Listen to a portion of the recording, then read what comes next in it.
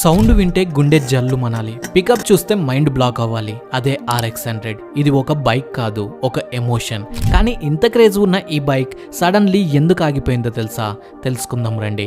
1985లో launch అయిన ఈ bike ని పాకెట్ రాకెట్ అని పిలిచేవారు. ఎందుకంటే దీని వెయిట్ జస్ట్ 103 kgs, కానీ స్పీడ్ మాత్రం థండర్ లెవెల్. జస్ట్ 7.5 seconds లో 0 నుండి 60 km/h రీచ్ అయ్యేది.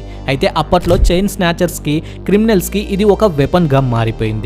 ఈ స్పీడ్ వల్ల పోలీస్ వాళ్ళు కూడా ఈ బైక్ ని చేస్ చేయలేకపోయేవారు అంటే నమ్ముతారా? అందుకే కొన్ని రోజుల్లోనే ఈ బైక్ కి ఒక బ్యాడ్ బాయ్ ఇమేజ్ వచ్చేసింది. కానీ ఈ బైక్ సాగిపోవడానికి ఇది ఒక మెయిన్ రీజన్ అయితే కాదు. ఈ బైక్ 2-stroke ఇంజన్ తో వచ్చేది.